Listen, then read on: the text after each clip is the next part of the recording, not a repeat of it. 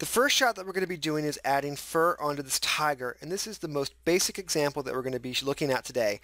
So I'll be showing and explaining some of the XGen user interface along the way in this shot. So the first thing you got to do is get the XGen window to load up on the right hand side of Maya, and you can do this by going to the XGen shelf and clicking the leftmost icon to open the XGen window, or you can simply go to the XGen drop down from the top menu bar and say Open XGen window. So once you do that, the XGen tab will be there, and you can select a piece of geometry and create a new XGen description. So the idea is the descriptions have a meaningful name and they're included in a collection, and you can have multiple descriptions in a given collection. So for the tiger, we might have a description called fur, another description for the whiskers, and maybe a third description for the eyelashes, all contained inside of the collection for that tiger. So after you get your naming set up properly, the next thing you need to do is tell XGen what type of primitives you want to have instanced on your current selection. And this is going to be based on the type of effect that you're trying to achieve. So for long hair, we'd use splines. For short hair or fur, we'd use groomable splines. For set population or set dressing, we'd use custom geometry or archives. And then we can use simple spheres or cards to do some basic things. The cards are kind of cool in Maya 2015 because in Viewport 2.0, we can now accurately capture the texturing information, so we can have diffuse and transparent information on those cards showing up in the viewport. Keep in mind that these cards also have a bunch of attributes on them that allow you to adjust them so that they can have bend or twist or change their shape and position on the surface. So they're really quite powerful inside of XGen and Maya. So after you've told XGen what type of geometry you want to instance or what primitive you want to use, the next thing you need to do is kind of give it some information about how you want that to be dispersed across the surface. So do you want it to be random in uniform rows or columns, or just at points that you specify? Finally, you have to give XGen some information about how you want to interact or control those primitives. So you can either use guide shapes to do that, or you can simply use numerical values in the form of attributes and expressions. The last choice is to use the grooming tools, and this is specific to doing a groomable spline workflow. So as soon as we click on groomable splines, you can see the grooming tools are automatically selected for us, and all the other options are grayed out. So this is going to use a brush-based workflow to allow us to interact and position the overall instance splines that we're going to end up rendering. So we'll go ahead and create that. It'll take just a second for Maya to do that. And what we're now displayed with in the viewport is a graphical representation of these groomable splines. So we'll just increase the density of those guys a little bit up to something a little bit higher, like a value of 10. So these groomable splines are being shown to us in the form of a simple icon. And basically what they're going to be doing is controlling the overall shape of our instance geometry. So what I'll do is I'll walk you through each one of these tabs and give you a quick overview of them before we go any further. So the primitives tab really is the geometry that's being instanced. We can adjust the overall density of that, and we can also change lots of different attributes that go into making up the overall look and feel of those primitives. We can also specify at this point what type of primitive we want to instance. Now for this example, because we're doing fur, we're going to go ahead and leave this on splines. And you'll notice that a lot of these attributes are being driven by mapping operations. The reason they're being driven by mapping operations is the grooming tools capture that grooming information in the form of texture maps, and then those texture maps drive our instance geometry by mapping themselves into their appropriate attributes associated with those primitives. Pretty straightforward. So the next tab is the preview output tab. So this displays and adjusts what the primitive objects are going to do as far as their preview in the viewport, as well as what they're going to be output as. So by default, it's set to output as a rendering operation, but this could be changed. XGen could output point files, particle files, maybe mel files that will give you actual geometry where all the instances are on set dressing or something like that. So there's lots of different things that you can use to have this output different options. Further down the output tab is also different parameters that you can check on and off that will get included in the output, as well as some custom shader parameters that we'll look at a bit later in this fur description. So the next tab is the Modifiers tab. So Modifiers allow you to start layering complexity on top of the instance splines. So things like clumping, noise, cutting, all these things go into making a more natural looking groom on your character, and that's all done with using these modifiers that you layer on top of the instance geometry. It's super powerful and really, really quite cool. So the next tab we already saw briefly, which is the grooming tab. So this allows us to choose what brush we want to use to do our groom, as well as various settings that will go into the overall effect of how that's represented in the viewport, as well as the way the maps are saved out. And we'll talk about that a bit more in a second. Utilities tabs are if you were doing a guide-based workflow. So this allows a lot of different options for working with the guides, turning the guides into standard Maya curves, or maybe taking standard Maya curves and turning those back into guides. Tons of power inside of here. And I'll be going into this a little bit more throughout the year on my blog. I'm going to follow up this webinar with blog posts throughout the year, and I'll dive into these guides a bit later because they're super duper powerful. And we won't have enough time to go over them today in the 45 minutes that we have. So then the expressions tab allows you to define a global expression that then could be referenced back into multiple attributes, right? So you might write one expression for a random noise generator that we want to have drive length and width at the same time. So that's an easy way of doing something like that by using the expressions tab. It's important to understand that all these attributes underneath it all are being driven by expressions. That's the core power of XGen, right? So even though there's a slider here for me to adjust taper and taper start on my instance geometry, that's really being generated by an expression. That user interface inside of this primitives attribute section is being generated by this expression, and the value is basically getting recorded and passed on to the instance geometry. So this is really powerful, and we'll see a lot more examples of expressions and adding user interface elements with expressions a bit further on in the presentation. So it's important to realize that even something like a mapping operation is also, again, just a simple expression. It's the expression to load a map. It's looking to our working directory inside the groom folder, inside the width, to get all that brush-based work that we're capturing, driving the width of that object or the length of that object once we go ahead and create the true preview. So what we've got here is we've got groomable splines displayed in our viewport. If we hit our preview button, we're going to generate the actual instance geometry. So right now we just have an icon that represents what that instance geometry may look like. And then when we hit the preview button, we get the true instance primitive spline, which comes in as a shaded tube. Now you'll notice that this spline is a little bit fatter and it has that taper that we set there, and the groomable splines aren't really accurately representing the overall width of what that primitive geometry looks like. So this is the first tip. Go to your grooming tab, we'll clear this guy out here, and set this to be cards. So when you put it to cards, the width value actually is represented correctly. So if we put this to a value of 0.05, you'll see that they get a little bit thinner there. So this is the actual width value that we're seeing on our cards that ultimately gets passed to our instance geometry in the form of this texture map driving width. So keep that in mind. It's a really easy change, but it makes a big difference. The next thing that I want to do is I just want to increase my TPU. This stands for texels per unit. Everything that we're doing inside of XGen is using Ptex maps. Everything that XGen understands is Ptex maps. So keep that in mind, and we'll talk about that a bit more later. So we're going to increase that up to something like a value of 15, so we'll have a slightly higher resolution to the groom maps that will get saved out as we start to use our brush-based tools to sculpt the overall look and feel of our tiger's fur. So I'm going to increase the length out to like a value of 1. We're going to have some pretty long, 0.8 is fine. We'll have some pretty long hair on our tiger, and I'll grab this pose tool, and I'm just going to increase the density up to something like 30. And we'll increase the size of this pose tool, and I'm just going to use this to really quickly start to add in a little bit of variation to the position and orientation of the groomable splines here, so that our fur has a little bit more style to it, a little bit more character to it.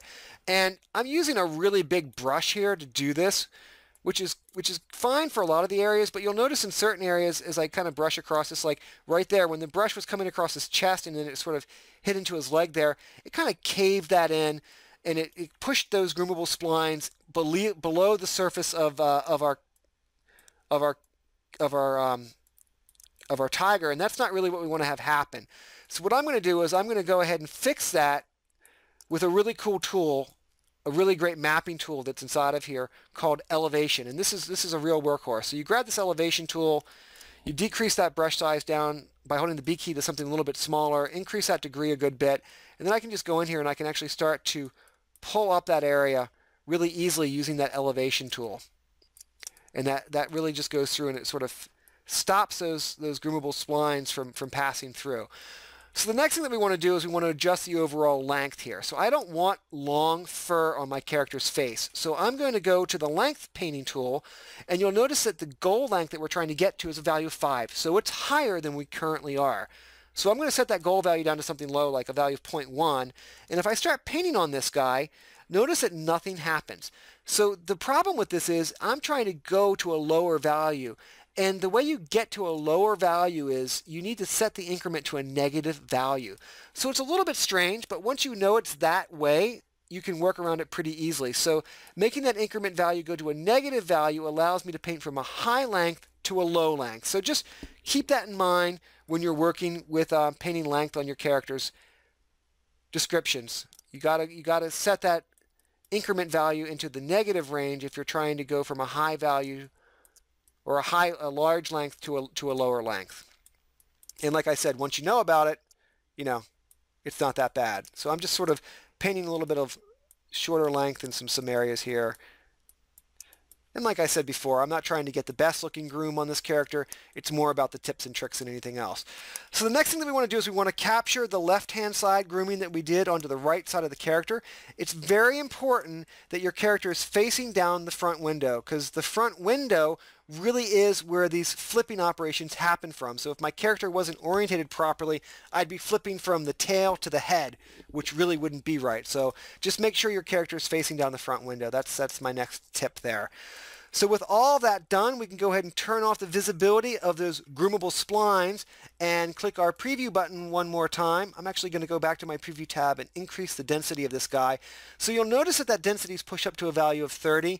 That's because when I hit my groom, I set its density to 30. So Maya will automatically take the density value that you set from your grooming and assign it to your primitive geometry that's going to be instanced. Now you can always make this have a higher value, which is pretty standard, right? Like for your grooming, you might want to work with a slightly lower density value than what you're actually going to go out and try to render. You're going to render thousands of hairs. You might want to groom with hundreds of hairs. So keep that in mind. So if we hit the preview button one more time, what we're going to get now is going to be something that looks pretty cool.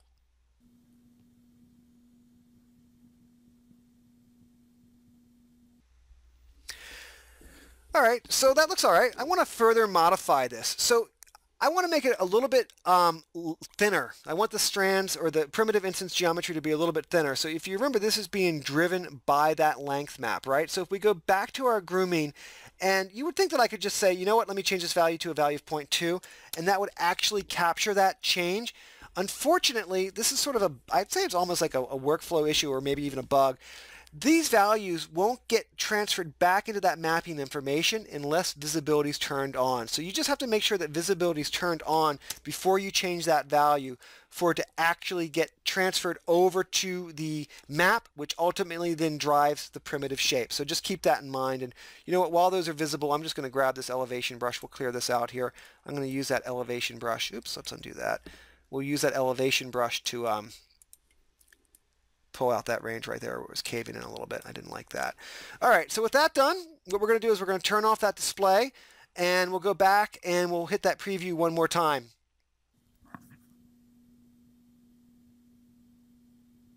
So it takes just a couple seconds for this to happen, and you'll notice that once the preview loads and finishes up here, what we're displaying on the viewport is actually the default shader that's associated with these primitive splines. And it doesn't really capture the overall look and feel of this tiger very well at all. So what we want to do is we want to have some texturing information drive the effect of each instance spline. And this is really pretty straightforward to do. If we go to our Preview Output tab, you'll notice that in the preview settings we have primitive color. And this is an important concept. You have the ability to have the primitives in your preview represented with one set of mapping information, and the software rendering or the output settings use another set of mapping information. And this allows you to have the interactive view maybe do some diagnostics or something like that, and have the actual software renderer use the finished shader looks or shader maps that you want. So that's why it's broken out into two separate categories. For this example, what we're going to do is we're going to build everything up as far as our color information is concerned in the preview output section, in the preview section, and then we're going to copy that information to the output section where the software renderer can pick it up after we've got it looking good in the preview window. So what we're going to do is we're going to go ahead and get rid of that display there, and we're going to get rid of this region map that's driving our primitive color, and we're just going to create a new map. So when we hit the Create Map button, really what we're doing is we're actually, again, using an expression to pipe a map into this and load the 3D Paint tool. So we'll set our texel resolution up to something like a value of 10. We'll call this Color DT, and we'll go ahead and create that guy. So as soon as we do that, our hardware lighting gets turned off, so I'll hit my 7 key to turn that stuff back on, and we'll pull up our 3D Paint tool. So anybody that's used Maya knows that the 3D Paint tool is a UV-based tool, and if you remember me mentioning earlier that XGen works exclusively with Ptex textures, so there's a little bit of a problem there, and we have a button that basically solves that problem for us. So if I just go ahead and I paint this little texture map on my character, and I click the Save button, you'll notice that in the Save button it also says Bake Ptex Maps to Disk. So even though I've just painted on the, using a UV-based tool, as soon as I hit this Save button, what we've done is we've converted that to a Ptex file and saved it off the disk. So now when we hit our Preview button, XGen can reference to that Ptex file and use that to drive the color of each instance spline. Now that's all well and good if I wanted to manually paint every, the color maps on my character, and that's not really desired in this effect. I already have an awesome color map of those tiger stripes on the shader for this character. So what we're going to do is a pretty cool little trick or hack to basically grab that texture map and pipe it into this node, this kind of workflow, and have it get converted to a Ptex map directly inside of Maya without actually having to go out to something like Mudbox to generate the Ptex map. So this is a pretty cool trick. So let's go ahead and blow away our preview of that guy, grab our piece of geometry that's got the shader associated with it, go to our node editor and just graph that guy. So you'll see that, let's just hit our 5 key and clear that up here. You'll see that we've got piped into this guy, we've got this map, and if we hit 2 on this guy and 2 on this guy, you'll see that the out color is being thrown into this DT color attribute that we added onto that XGen description. So all we have to do is go grab our texture map of our fur and repipe this guy in. So we're going to grab the out color of this guy and shove it into that guy. So now we've got the right map going into that custom color attribute that we've defined here. So all we have to do is just go ahead and hit the Save button, because again, that's going to convert UV maps to Ptex maps. And now, in a few seconds, we'll hit the Preview button, and we're going to get the XGen description, each instance piece of geometry getting its color from that original texture map that's assigned to the shader on our character. So it's a pretty cool little trick to hijack that Convert button and have it use any texture map inside of your scene. So now you can see we've got, some pretty awesome looking fur showing up in Viewport 2.0 on our tiger. So the next thing that we need to do is get this information down into the software renderer. So you remember I mentioned that when I hit that Create Map button, it really was just writing an expression to tie that attribute to a map. That map's been saved to this path on disk, and then that's the command to pull up the 3D Paint tool at a texel resolution of 10. So what we're going to do is we're going to take this guy and we're going to copy it, because we don't want to redo that work. We're just going to basically go down to our output settings and pass this information into the shading network. So this again is another kind of quirky workflow inside of XGen, but once you know about it, it's really quite powerful. What I want to do is I want to have each individual instance piece of geometry be driven by a custom attribute, a custom shader attribute called root color. So there's custom shading attributes for the root color and the tip color. If you provide Maya only with the root color, the whole spline all the way down the length of it's going to be that same root color. If you give it a root color and a tip color, it'll interpolate down the length of that spline. So you can have the base of it look one color and the tips of it become another color. So it's very powerful. So what we're going to do is we're going to switch this from float to color, and the naming of this is very important. So just call it root_color, and we'll go ahead and we'll hit the create button on this guy. And in this, we're just going to change that attribute to be driven by that expression that we made earlier that's basically driving the preview of our character's viewport 2.0 display. So we'll bring up our render view and we'll just click the render last button here and we'll get our nice tiger effect happening.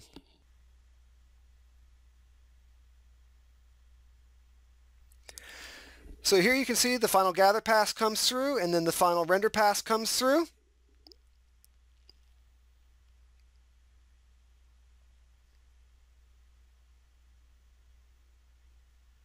And this is just lit with a simple sun sky system, so there's really nothing fancy happening here. I've got the exposure cranked down a little bit, so we're just rendering this out as a linear file, and then there's an sRGB profile put on the render view.